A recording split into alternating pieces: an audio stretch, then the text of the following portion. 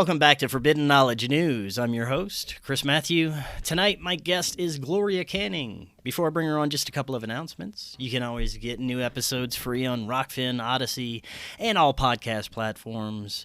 Go check us out on Rokfin. This is where you get our premium content, regular shows, and best of all the amazing content from every creator on Rokfin. Check out the awesome podcasts from the Forbidden Knowledge Network. You can get them all in one place. Our website, forbiddenknowledge.news. Finally, guys, I have to tell you about C60 Purple Power, which may be the most powerful antioxidant known to man. It's made from the purest and most rare materials found on Earth. So many of my subscribers and listeners have told me amazing stories about how they took back their own health with C60. Especially if you're reaching that gray hair stage in life like me. Click the link in the description. You get 10% off your order plus free shipping.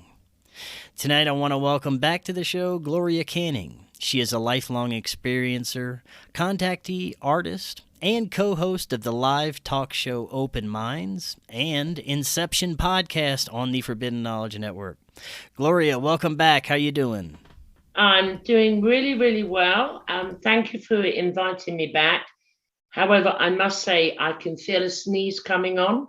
So one of those, I knew it's going to be one of those nights. So if a sneeze comes, I may have to shoot off somewhere and come back. But there you go. All right. Well, we'll be waiting for that sneeze. It could be a very important sneeze. It could be a mystical. It could. Yes, a sneeze of truth. Gloria, thanks for coming on. I love talking to you. I remember whenever you first contacted me through Messenger. It was a great conversation. You threatened me to put you on our network and have you on our show, and you threatened to kill me. And it was an intense conversation. No, just kidding.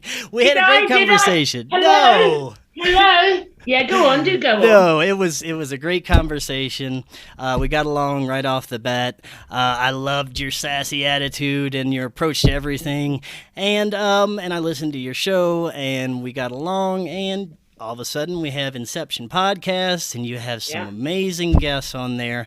I'm loving the work you're doing, and I want to thank you so much for joining the network and making it what it is. Thank you. Without you, it wouldn't be out there. So thank you and Cory. Thank you.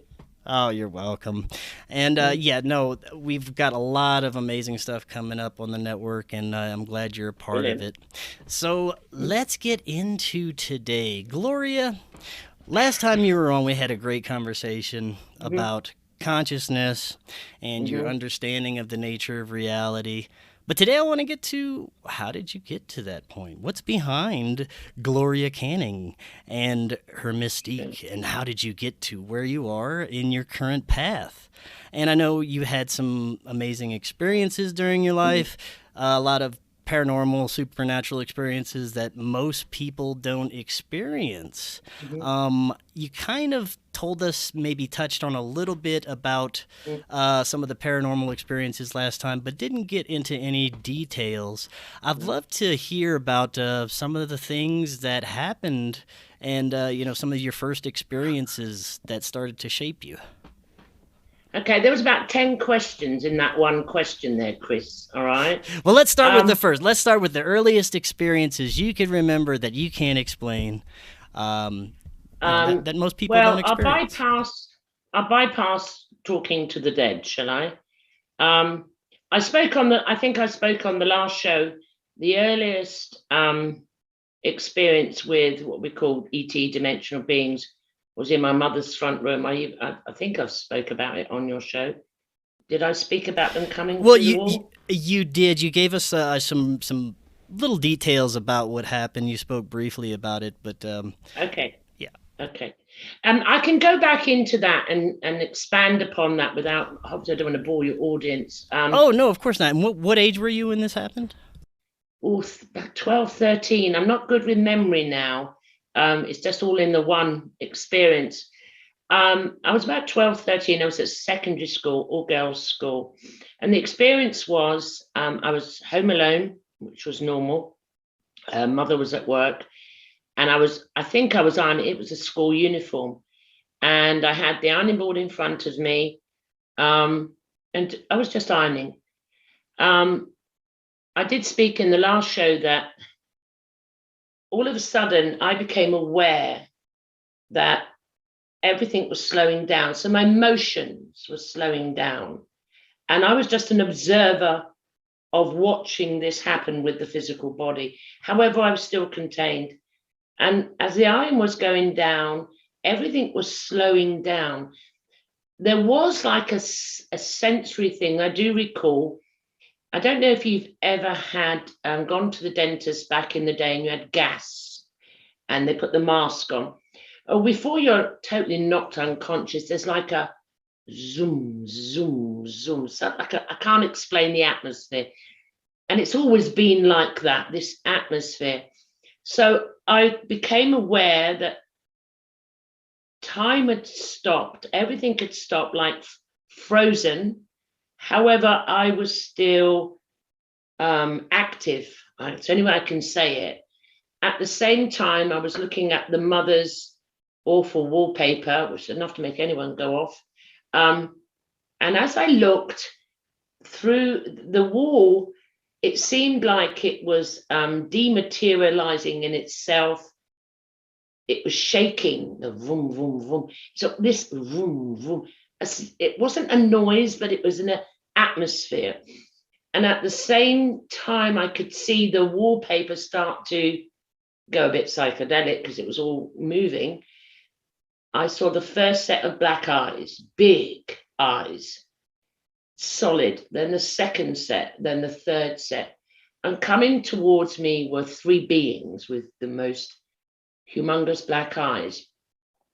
However, at that moment, it's like my consciousness, as it's always happened when these sort of contact experiences happened, whether ET or other dimensional beings, goes into a state of calmness, which is like something or somebody or I have turned off the fight and flight mode.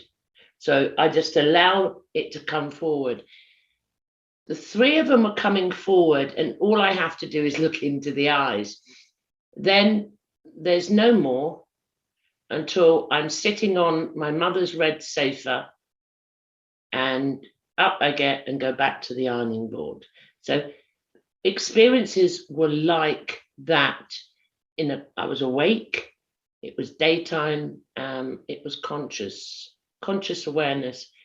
So I had an understanding then. Prior to that, I'd always known I was different and I didn't fit in. I don't really talk about me too much anywhere.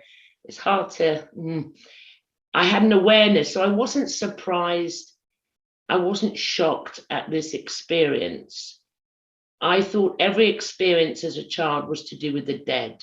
So I was so used to interacting with dead people. Obviously, later on I found out a lot of them were other beings, that it didn't faze me. I was used to living in this paranormal time. At the same time, I had precognition, telekinesis, everything, telepathy. It was normal for me to be this weird kid that just didn't fit in anywhere, basically. So that's one of the what I call the paranormal experience, the contact. Yeah. There's been multiple, if you want me to relate one to ET, what can I say? I've been taken I haven't been taken, I've gone on journeys in the dream state that are not dream. You can tell the difference. I've been taken and shown the planets. It was like I was, all through them years, I was being trained to be a human. I can't explain it anyway.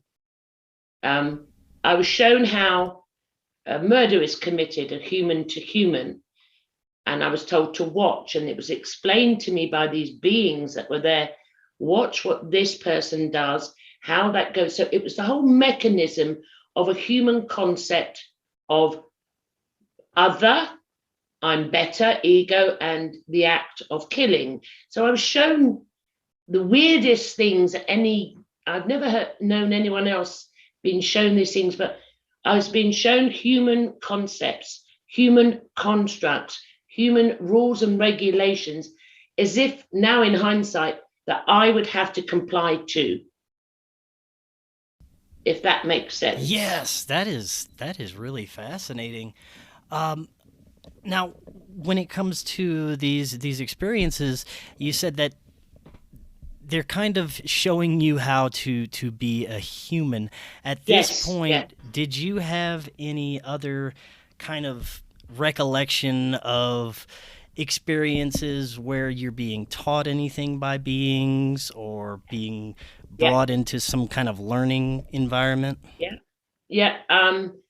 There's another memory, I don't know in what context, but it's been coming back recently a lot, that I've recalled is I was above the earth with other beings, and I was being shown the earth.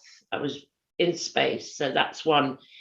And it's hard to, I don't like the word of purpose, but there was, or mission, but I knew I'd be going there. I was doing something on this planet.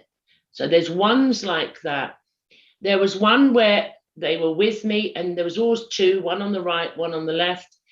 And one of the experiences, they showed me there are 9 planets, but only 8 are dividable by 9. And things that at the time I had no concept what they were, but I was just being given this information. And it was at the same time when they was teaching me about astrology and astrophysics, and knowing, I just had a knowing at the time. They mentioned the moon, funny enough, and that come back recently. And I was taken to observe the moon, which is really crazy. And they said the moon is not a planet as such, but it is liquid light. So they were telling me the components. They were telling me what its structure was made of. It wasn't solid. So I can go back to all of these multiple, like they were schooling me in the human experience, but that when I would go out into an experience more, I would see in solid form, so to speak. I would see in a polarity. I would see it as I was sort of like structured into the matrix or the dream to experience it. But I'd already been given the telepathy, all the other tools, but also awareness, even about the planets, and that the planets were mathematical, like quantum physics equations that vibrate at a certain frequency to cause not just the solid matter, but the essence and ingredients and hot, cold, light, dark, boom, and distance.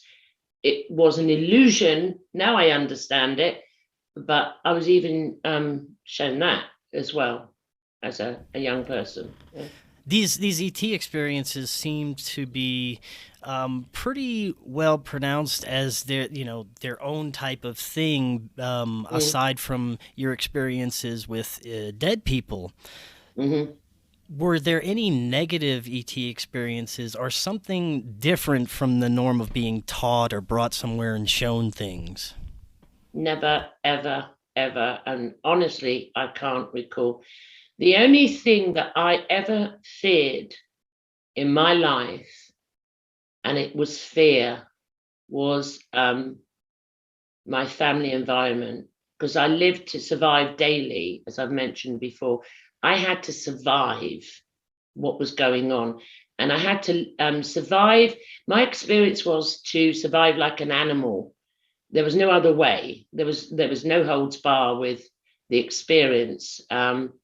So no, that was the only thing. I always noted, though, all through all of the experiences, what one would deem negative.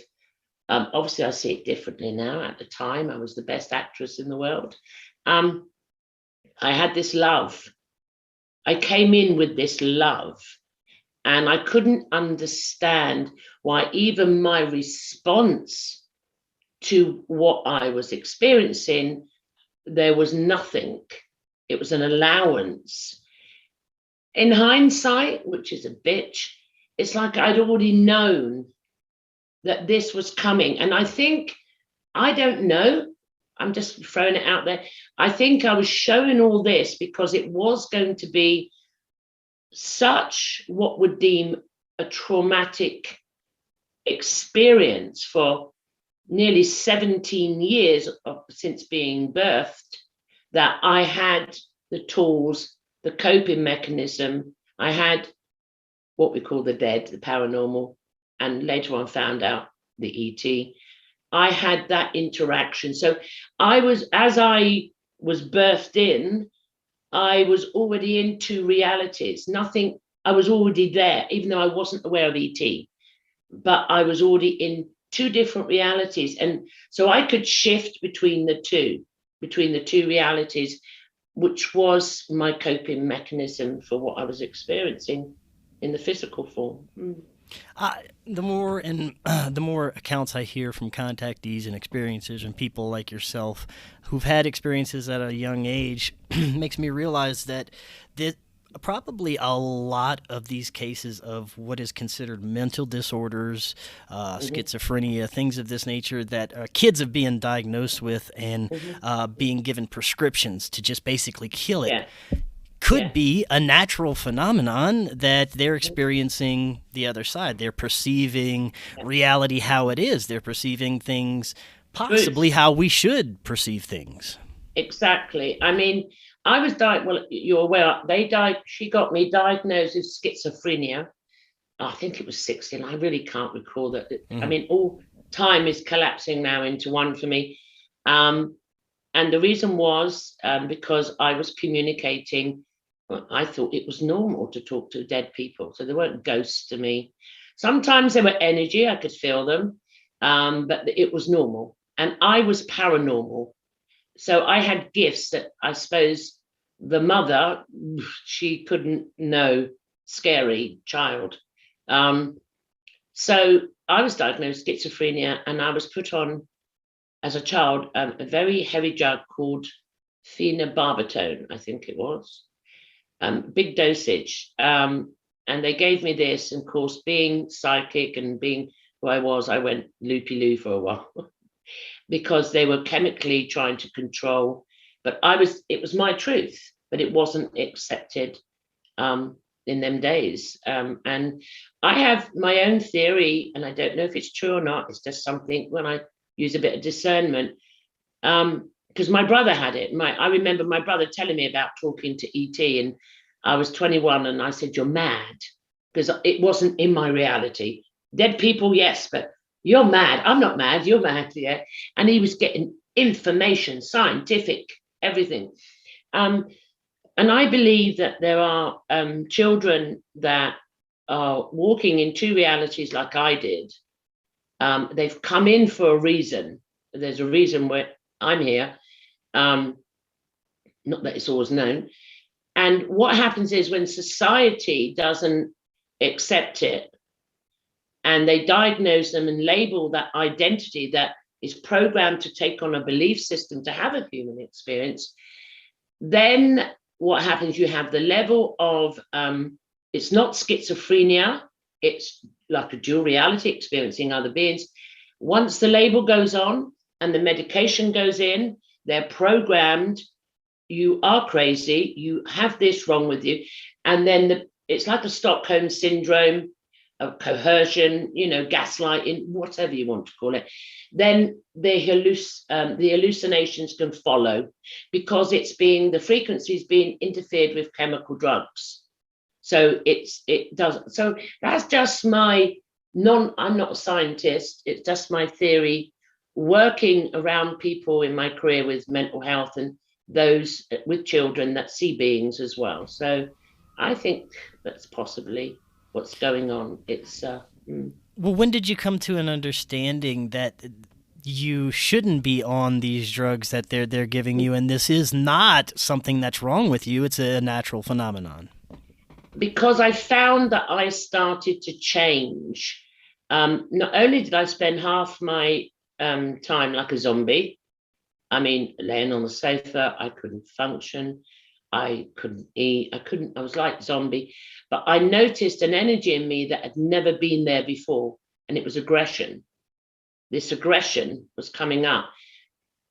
Some awareness said to, and I remember one day, it was a close friend of mine, she said something, and I switched, and I remember I was going to hit her, which was a first, because it wasn't me.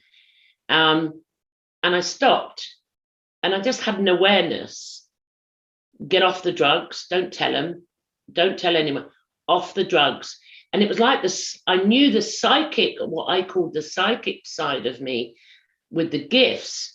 I knew that I was stronger than what this reality was telling me. And I knew I'd been prepared for this, and that I had to experience this, and I had to experience being dumbed down with the drugs.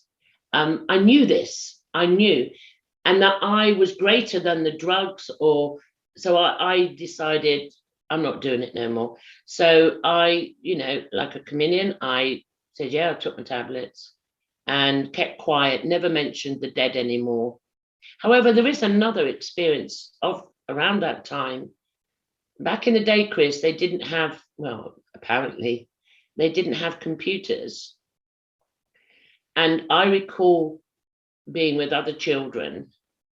Now, some people say it's ET, some people say, I don't know, Mary Rodwell suggested to me it was my lab. I don't know, it's irrelevant to me now, but I'm saying, I remember being sat in front of a computer and the being saying, and it was psychic testing.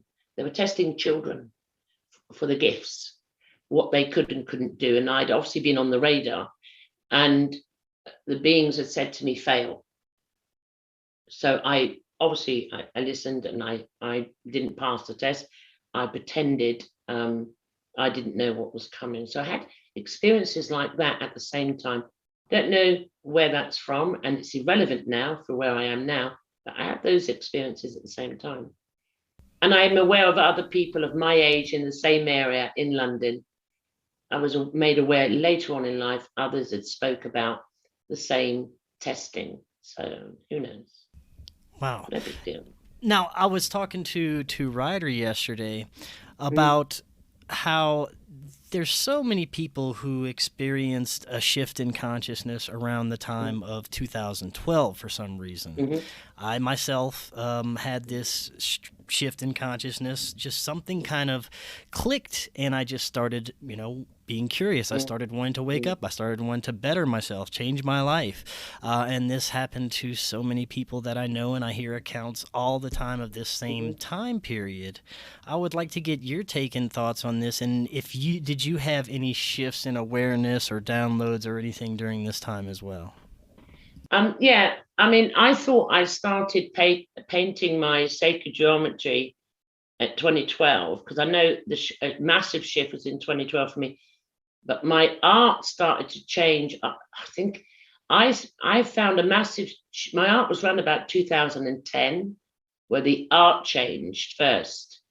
But 2012 was when I was shown again by the beings more of the sacred geometry, and for the first time ever, the experience of being on a craft, going through the walls, being shown the universe, being shown possible outcomes, the potentiality of timelines.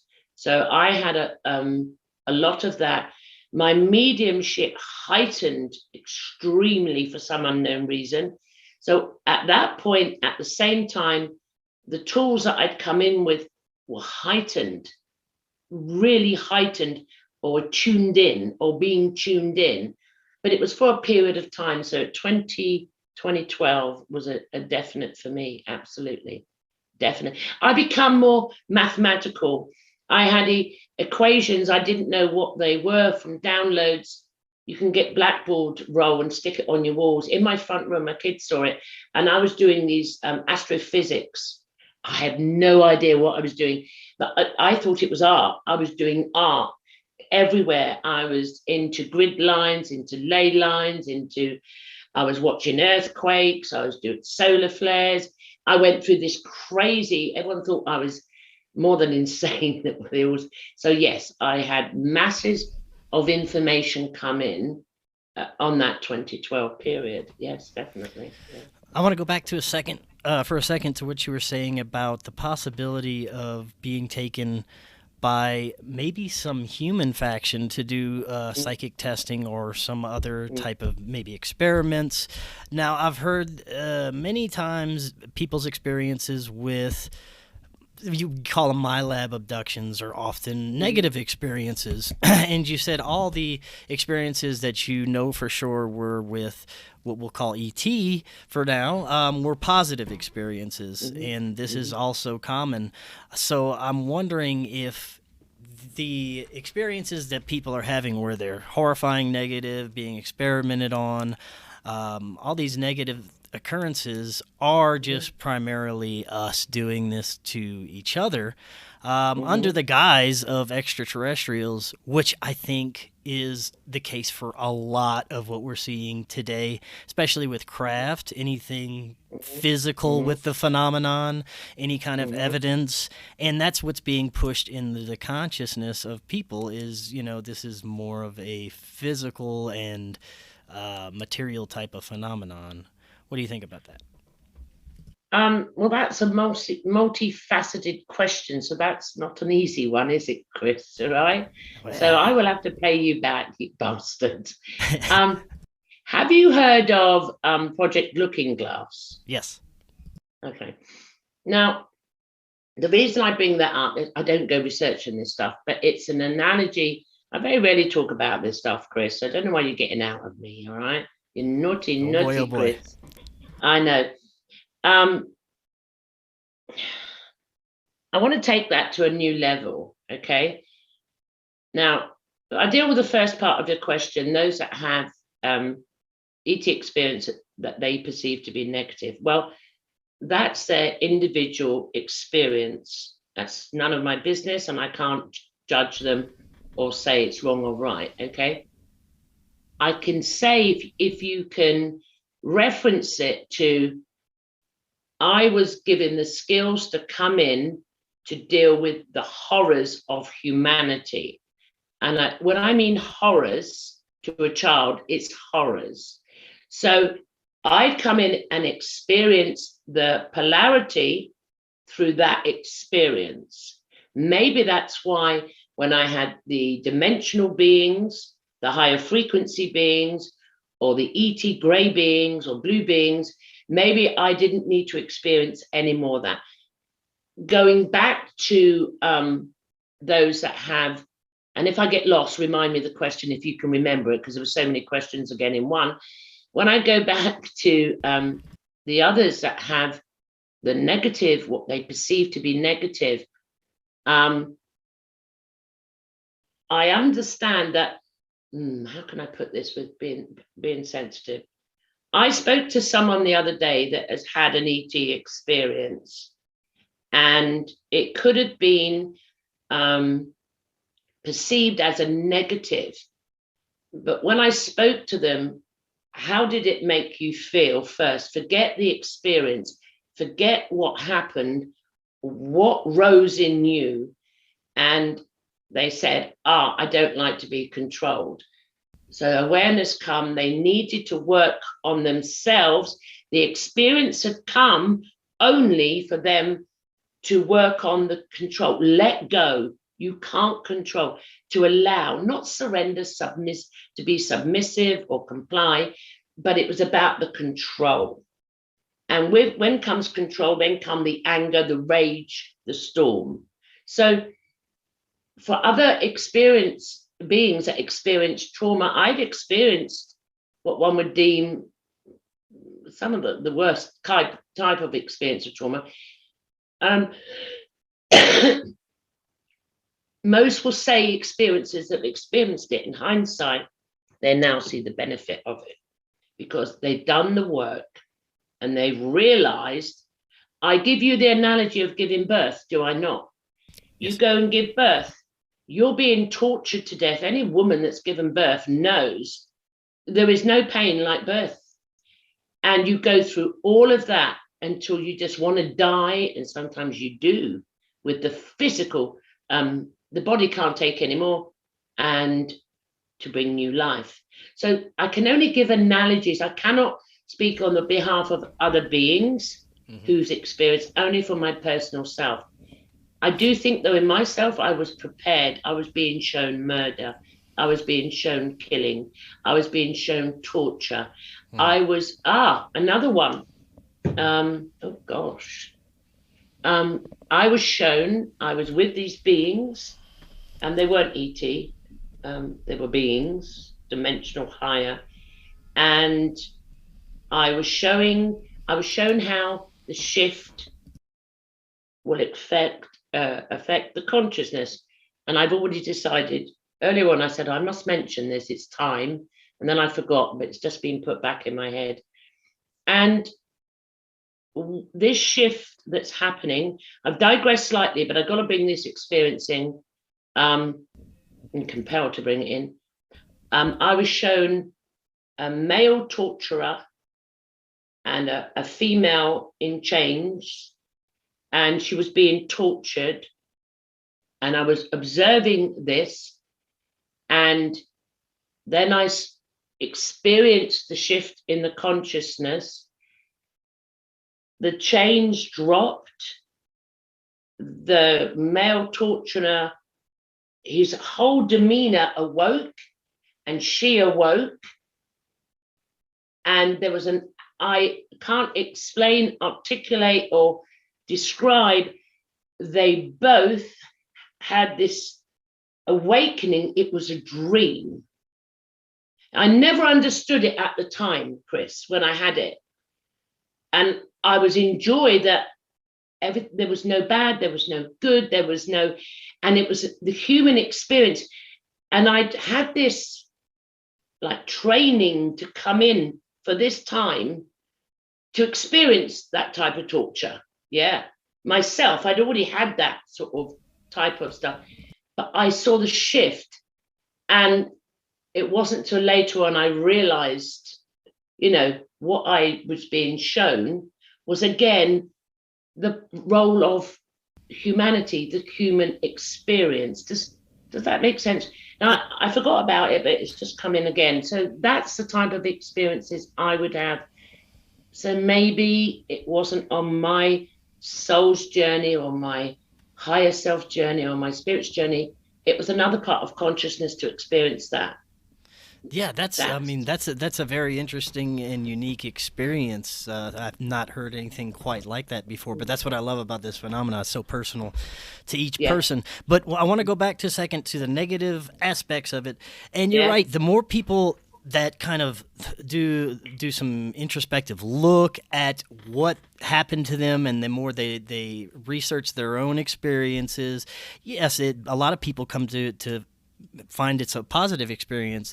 What I'm kind of referring to is the more, I guess, experiences that have that touch of human element where, there may be a gray there may be a mantis there, you look over, but there's also a dude in a military outfit in the corner, and you don't feel as, at peace with these beings, and it's not a comfortable, nice experience, and nothing is positive about it, but there's always this human element to those type experiences. Okay, I think that there is a connection to what we're doing with possibly maybe some of these entities, possibly not. Maybe it's just us. Maybe we acquired some technology and we're using it as some type of psychological operation. But I think it's also connected to what they're trying to put into human consciousness as ET's a physical, just purely physical thing. Right, let's go back now, because I did digress, but I needed to share that, okay? Yes, that was great. That's a positive what I shared. Project Looking Glass, I know it. All of you guys out there research are into it. This is consciousness playing the role in the polarity in the play of form. So let's say there are conscious beings that did experiments with Homo sapiens sapiens. Let's go to the Homo sapiens sapien children who were precogging, psychic, and they did multiple experiments so they could see into the future. When they saw into the future, every timeline they went down, and this is more truthful than fiction, even if you don't even know about Project Looking Glass, it is actually very similar. They come with the same outcome. Consciousness, you don't stop it. It will not stop, because even those are conscious beings. And so the whole game at the end, the play now, and the last 70 years especially, is whether you use ET or my lab, it doesn't really matter. They're trying to stop something they don't need to stop. It's the analogy of the two chess players. Okay, me and you are watching these two fantastic, world-renowned chess players, and they got 7 moves left, and we don't know the ending, but the two chess players know. One chess player knows, fuck, I've lost. And so, and the other chess player's going, I gotcha. But the one who knows he's lost, he's going to try any way to drag it out. If I do that little move, I'll make it go longer and longer and longer. Does that give an answer to your question? It does, yeah. And that makes a lot of sense. And I think that can apply to a lot of what we're seeing. Yeah, that's what we're seeing now. That's what we've been seeing for 70 years. Yeah. You don't focus on is it Homo sapien, is it ET? It's all consciousness in different form. It's the game's up. I keep saying to you and others, I love that analogy. I really love that chess analogy. It describes perfectly the reality we're experiencing right now.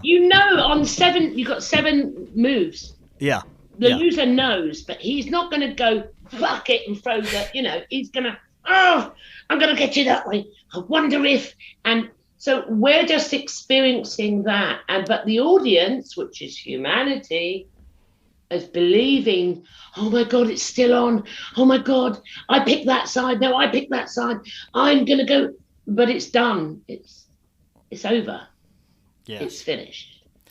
Now, I've had a sense of the only intuition that I could knowingly remember as a child. I'm sure I've had others, instances of high strangeness growing up or missing time. I know I've had missing time. I just, I just assume lots of kids did. But the one thing that always stuck with me growing up is I've always had this overwhelming feeling that I would be living in times of extreme high strangeness, living in times that people have not seen for thousands and thousands of years, seeing things that people have never seen before, because of the time period that I was born into, just because I incarnated during this time period, and I would witness some crazy stuff along with everyone else that incarnated with me on this planet at the same time. And I could never shake that feeling. It was always with me, still is. And even after, I had my contact experiences and things kind of blew open for me with my intuition, that became stronger. And I'm wondering if you've had the same type of feeling or, can speak to that. Yes. I'm going to be evil. Yes. You want me to expand, don't you? I do. Expand. Expand. Absolutely, yes. As I said, I didn't understand, but I knew as a child from the two realities I was in, and I didn't fit in. I even thought my parents, quite rightly, weren't my parents, because if you go to the true self, they're not. They're just playing the role as your parents. Fully aware. And also, did you find that when you were young, you were a superhero?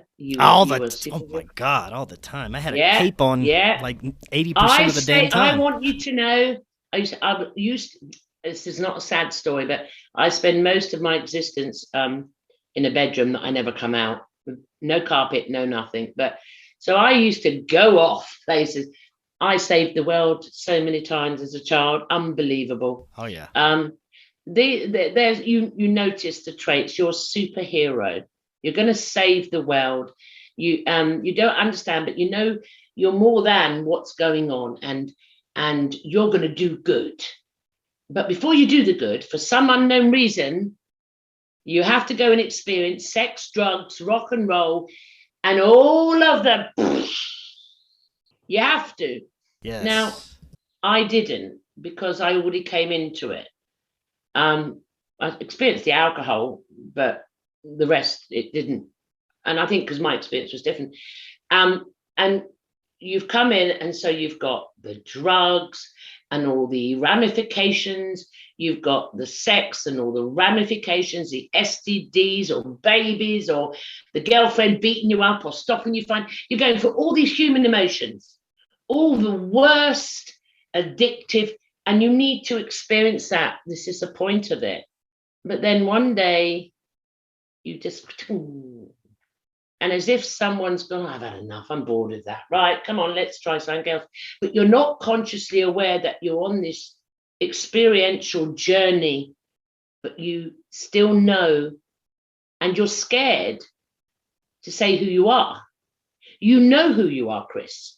Every being on this earth, even the arseholes deep down inside, know who they are. They know it's a game. They know, or they know something's not right, but they're scared to say who they are. So it's yes, yes, yes, yes, yes to everything you just said. Yes, and you touched on something that we need to touch on, and that's being scared or fear, which is the biggest inhibitor and blinder and cause of probably all the problems that we're witnessing right now. Is people being afraid, and it's been weaponized lately to keep this chess game, like you're saying, going. You know, being afraid to lose this chess game, and then, you know, being afraid to lose your livelihood, not travel, all the things that people are afraid of nowadays. But we kind of discussed this. I don't remember what episode or what show we were talking about fear. If we could, first of all, lose the ultimate fear of death, that would be, you know, step number one, huge, a huge start. And then all the other things that we don't need to be afraid of. Why? Because basically, this is just a ride. We're just here for a little ride. We'll, you know, we'll come on another one, you know? Yeah. I mean, I was talking recently to others, okay? Let's talk about fear. Yeah, there is the fear of death. If you've had the experience of near death, or any of those, or an awakening event, you don't fear the death, okay? But that's not everybody, okay? As I said, I come in differently. I come into the fear. I didn't know anything. There was no love at that point. There was only me and the beings. Okay, there's other things to fear. Well, what's happening now, this fear, is... How can I articulate this? Help me out, guys. You know, I told you in the very beginning, I was being showing, for example, how to play the human being, the you know, the workings, the mechanics of interaction, you know, to how murder was committed, how you could fall in love, what it really meant when you start. So you have these fears are part of the human experience. We've come in to experience this fear, this limitedness and this fear. And that's the whole point. I wish you wouldn't be here. However, there are many different types of fear that are part of the human manuscript, the script. So, for example, Chris, how can I find an analogy for this one?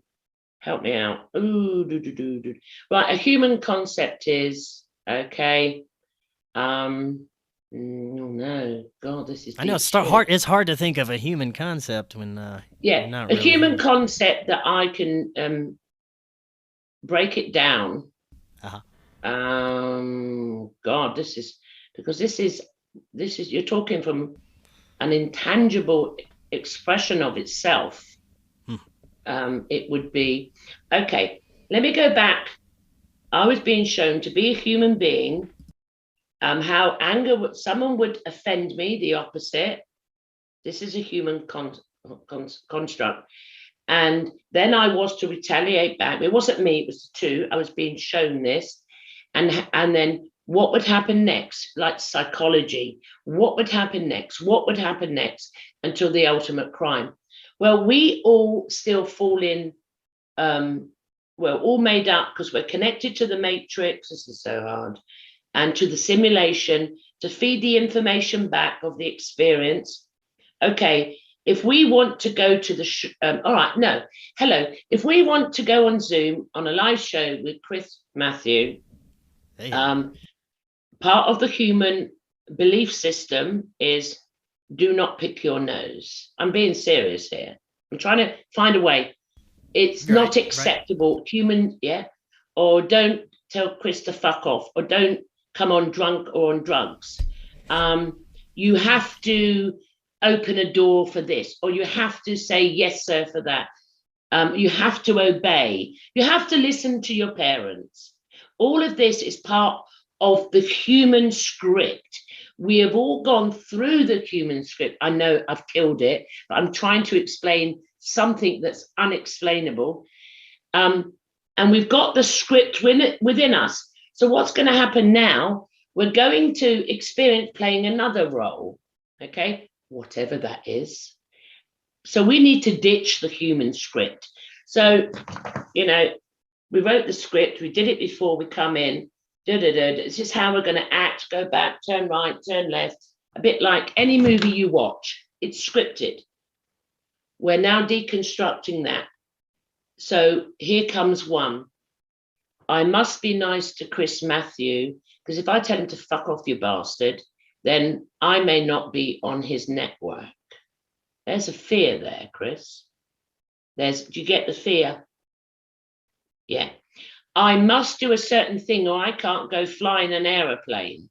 That's a human concept. Mm-hmm. It's not a divine being. It's not consciousness talking. So you got your individual choice. People think it's just fear as in, fear, I'm going to die. No, it's not just that. It's you cannot go and see your family unless you do this. Well, a human concept would comply because they feel, oh my God, I'd feel so guilty if I didn't go and see my family. Guilt is a human concept. Shame is a human concept. Obedience is a human concept. Judgment is I can go on forever. Does that answer your question, Chris? Does it? Yes, it does. It makes a lot of sense. Gosh darn it, Gloria, why do you have to make so much sense every time?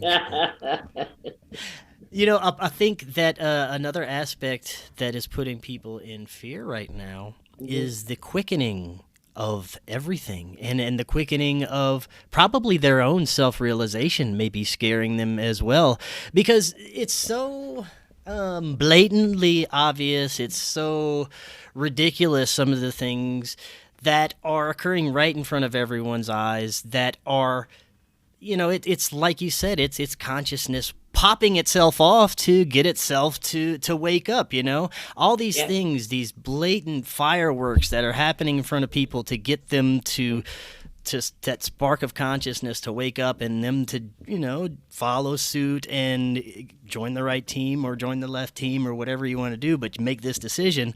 I think that this quickening and everything happening so fast and people seeing that there's something more than this physical life, maybe also putting a little fear into people and causing a lot of the collective anxiety possibly that we're feeling right now. What are your thoughts on that? Okay. As I spoke about on the single individual consciousness doing the work on itself, its fears, no matter where you are. So all of what you're witnessing in your reality. Here we go again. How do we do that? Help me out, guys. Oh man, I got a challenged Gloria today. Woo! fucking going to kill you one of these days. I know how to kill someone, and not get blamed. All right. The consciousness is complete. It has completed. However, I will continue with the narrative of the Homo sapiens sapien. Consciousness is at the end of its hero's journey. Each individual being is still the one, but it's on its hero's journey where it is attracting to itself, which the reality it creates, things that are going to press its buttons. It's going to come up. And it's like the birthing, yeah? And it's pushing and pushing. So every individual person in fear, the illusionary fear that they perceive they're in, they think they don't have a choice because they're programmed correctly in the matrix, in this experience, that they don't have a choice. But now the consciousness, Christ consciousness, God consciousness, whatever you choose to call your essence, your soul, your spirit, it's not the individual identity being named person, Chris, Gloria, Ryder, or any Tom, Dick, and Harry. It's the consciousness inside is awakening to know thyself. I am not this identity. But for that to happen, it has to create, because there is only consciousness, the illusion for something to push it to awaken to itself. Did that answer your question? Do you want me to expand upon it? No, that was excellent, but you can always expand if you want. We're all about expanding here. We're all about it. No, you're naughty. No, you tricked me. You're naughty. I had something come to me this afternoon. Is he will speak about he would try to touch on, because everyone wants to know what is actually fucking happening. We're all talking about consciousness is awakening, and we're all trying to articulate something that is so intangible and so unspeakable, and that's who we are. We're trying to go where the Homo sapiens sapien has never had to. The mind can't rationalize because it's programmed in to the human experience. So on the back of that, for my truth, this is going to be like crazy bitch stuff, and from others, but for my truth, what's coming? It's nothing like the limited human consciousness could ever imagine, fantasize, sci-fi films, or it's not in the human concept. What is happening now and what is just in the now, there will be an illusionary fear enveloping humanity. Remember, the operative word is illusionary. This illusionary fear will come multifaceted. It could be anything from the solar system, an ET, I don't know, the Black Death, or concentration camps, or it's open. Consciousness, how do I put this? All timelines, or parallel universes, worlds, everything, because the whole of consciousness, the universes, the parallel universes, the ET, the dead, the beings, the high, the low, underground people, everything, trees. It's not just the Homo sapiens sapien that's shifting into a different timeline.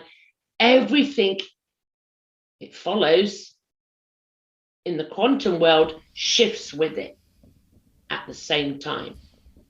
So we are seeing what's coming or what we're witnessing, but there will be, and I stress, illusionary fear. Do not fear, okay? Don't fear. It's like, say I'm a being, a one source being, and I fractalize out in the holographic universe in shards everywhere, in billions and trillions and zillions and whatever the next one is, I don't know. And in each shard is the whole of the experience, okay? Gone. So that's analogy of the consciousness experience. What's happening now is each of them shards are coming in, coming back, coming into the one. And as it comes in, it's still in a 3D, how do I get this out? Polarity. It's created like a virus, excuse the pun. Oh God, I didn't mean it that way. Not that one. Right. No, in a computer. Oh shit, I said that wrong word. I'm trying to find it. And it's created it as it comes back. The mechanics in this matrix, it's coming back in to attack, to attack, to attack. However, I need to stress, we, the likes of us, are the hackers to this holographic matrix. We're the hackers. We're hacking in. We are hacking. We are, you could say whistleblowing. You could say whatever. We're hacking in. So this is happening now. As this occurs now, individual conscious being, depending on their awareness, will experience exactly what they need to experience. However, there's 7 moves left and the game is won. Don't take it serious. I can't say it's coming because it's here now, done. But it's okay. It is really okay. You know, that's just what I was about to say. You said, the game's won. Yes. We're a few moves ahead. Basically, all we have to do now is sit back, relax, and enjoy the show, right? I mean, nothing to worry about. There's no other way. What you have to do, no matter where you are in this human experience, okay? Turn off your TV. Experience your own life. When you have to interact. Yes, it doesn't mean you sit down and you're complacent. You need to speak out. You need to go to other human beings, be compassionate and kind and loving. Well, I think people are also being drawn to their calling right now, and that's another absolutely. thing people need to do. Yeah. You still, those that are aware that's going on, I'm talking about. Those that are aware.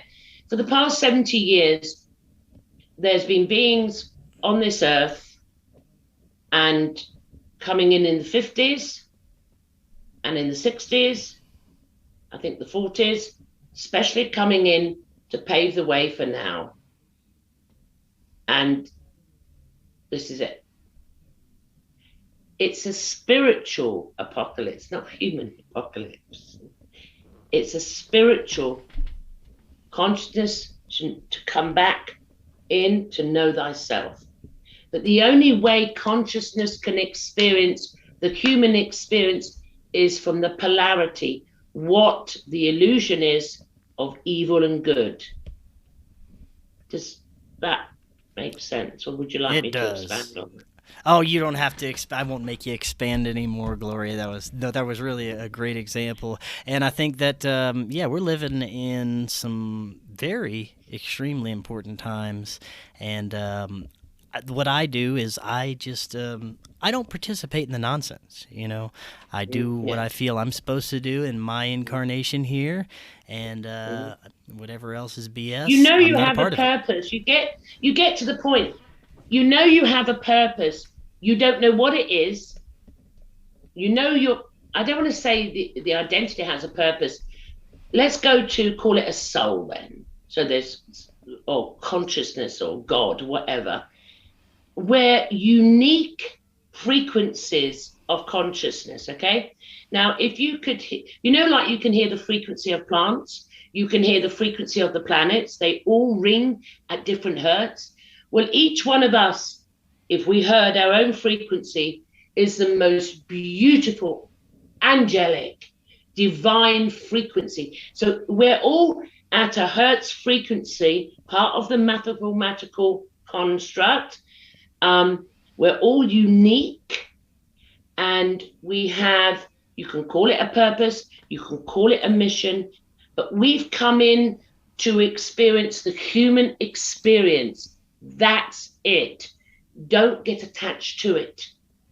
And if you can go into that and have that awareness, I'm not this limited meat body. I am consciousness, a soul, a child of God, Christ consciousness, whatever your heart resonates with. I am more than that. And I'm not religious, but I always go back to what the man Jesus stated. For those that have that connection, heaven is within. Heaven is within. Every statement was go within, go within. He stated, and it's still in the scriptures, you are the gods. You are the gods. If you go to, no matter what anyone says, it's been misconstrued, whoever wrote it didn't write it. If you change the way you look at things without judgment, the things you look at change. If you go back in your own life, there's always been like a carrot, like Hansel and Gretel, guiding you along, synchronistic. There's always been, because consciousness never is asleep. Even though we say we've got amnesia, it is never asleep. It masks itself, but there's always been little trinkets to say, know thyself. Judge another as you judge yourself. It's always about coming in. And so it's always been there through Aristotle, Plato, all of the great philosophers. It's always been there, the gods. I mean, I don't know, you could be Zeus. You could be Zeus coming back to end it, It could be the Greek gods. What a fucking play. What a performance. Yeah? Right. Yeah. We are all, everybody is a magnificent being. You just need to get your identity out of the way and allow it to come through. Yes, you've got to keep working. Yes, you need to deal with your shit, your judgments, your biases, your bigotness. I know better than you. That's why the likes of me and you and Ryder, we invite people on our shows to share their truth, because we don't judge their truth. We see them as a unique being. It's their experience. It's their truth. And they have a right to express it. So we're breaking the human concepts here. You would have noticed the consciousness at the moment is trying to say, divide, 7 moves left, divide, hate each other, us against, no. And it's the likes of your show that you're doing exactly what you've been chosen, or you chose, or your frequency is adhering to, because there is no personal choice. It's the frequency of the soul is doing exactly what it should, to unite, to bring the shards in the holographic universe back into a whole of one. Where we go there, who knows? Right. And it's like you tell me many times, we are the gods. Gloria. We are the gods. I mean, there's anything and all things are true. I have an understanding that a lot of us, I know this sounds really weird, but even I can't get my head around it, but I have a knowing that a lot of us have come from the future, or there is no future per se, but you know what I'm saying. I've come from the future, or we are the ET coming back to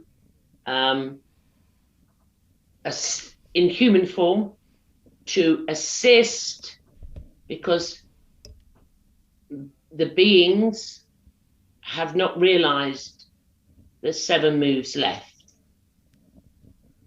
Yes. So get them on the podcast, get them on the show, get in the conversation, get it out there. And all timelines are coming into the now, to the one. That's why we get more experiences coming up. That's why we're getting the anomalies happening. I saw something today that's, I know it didn't about in your country, but they're always putting out the fear.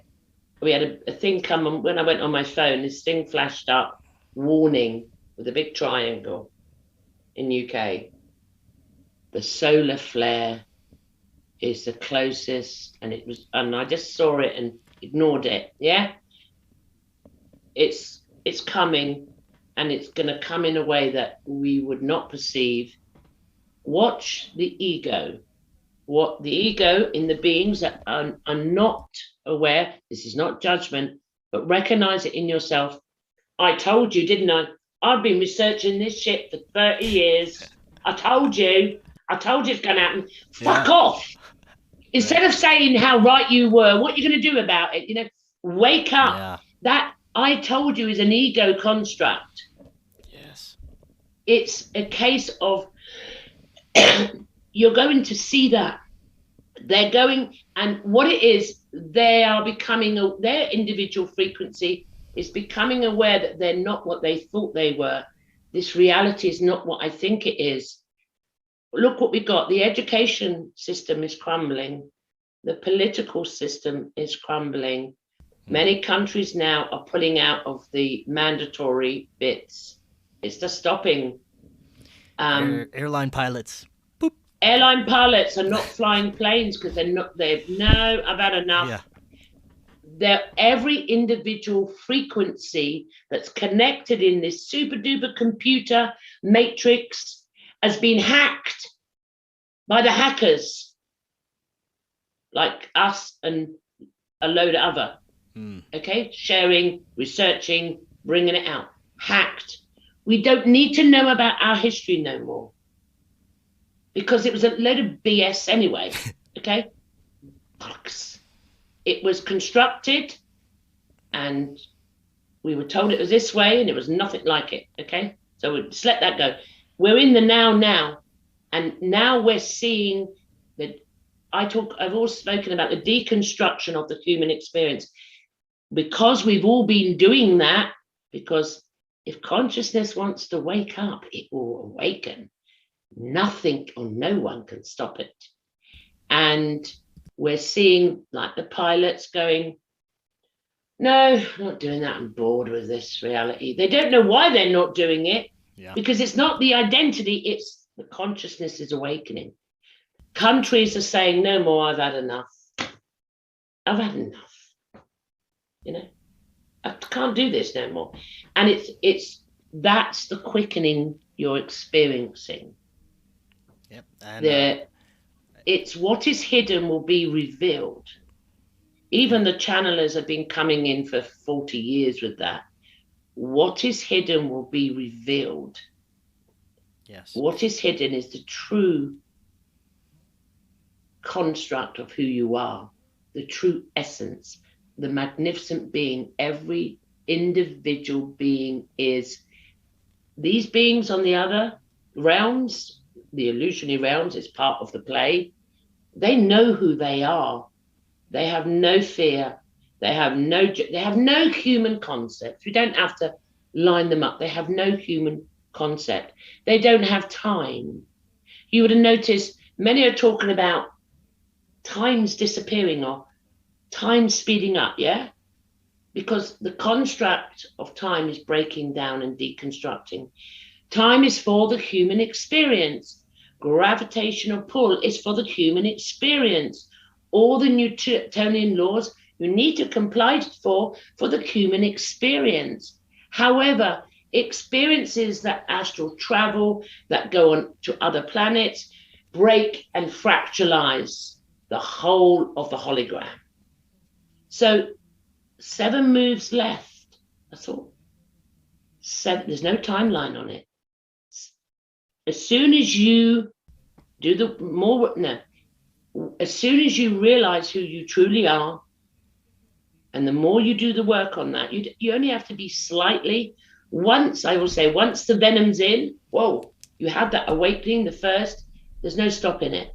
Then your external reality will change, and it will change differently. Each 7 billion Homo sapiens on this planet, even the arseholes. Once it shifts, if consciousness awakes in Chris Matthew, it's by default. The other 7 billion nearly, because I can't do math, it's got to awaken at the same time, because it's one. You need one. You do not need 144 fucking thousand.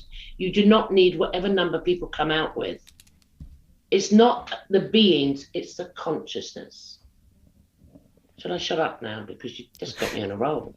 No, that was perfect. That was beautiful. Man, Gloria, I want to thank you so much for coming on today. The information that comes out during these podcasts is fantastic, and I'm sure it creates a little spark in people's thinking and consciousness. I mean, I just want to say it's my truth from a lifetime of experience. If any of it resonates with you, take it. And if it doesn't resonate with you, put it in, your handbag or your man bag, whatever, and leave it to one side. But please, don't take life too serious. It's not what you think it is. Yes, 100%. You're in a dream. You're experiencing a dream, and you're playing a character, and you really think you're it. I was the best. I argued, with Sonia, me and Sonia on the podcast. I said, I'm getting the best Oscar. She said, no, you're not. I'm getting it. And I was going, because I did the best role. I played the victim better than you, Don't take life too seriously, because you cannot die. Energy cannot die. The physical aspect will dissipate. So what? You'll take on another shape and form of your choice. Energy cannot die. So there is nothing to fear. Nothing at all. Not even Chris Matthew. No, not even me. Gloria, thank you for coming on. That was great. You got a new episode of Inception coming out tomorrow, right? Yes, I have. And tomorrow, the new Inception is the one and only amazing. I love her to bits. Tiffany Mack tomorrow. I love her to bits. I'm not sure about Friday, but I've already spoken to Tiffany. I said I've got to let you out tomorrow, because her conversation on the podcast was just like wonderful. She's a beautiful being and so inspirational, and she's just so lovely. So I've already tomorrow, Inception Podcast, Tiffany Mack. You need to listen to her tomorrow and her truth, and it's beautiful, and I loved it. So yeah, awesome. And that's about it really. Well, I can't think of anything else. I'm not gonna say nothing nice about you, because you tricked me into questions. Hey, that's my job, but it was wonderful. The results were beautiful. Gloria, thank you so much for coming on. We're gonna have you back. I'll trick you again. We'll get you some more hard questions for the next time. Yeah. You take care. Bye, guys. Bye. Until next time, everyone. Have an excellent evening. We'll talk again tomorrow.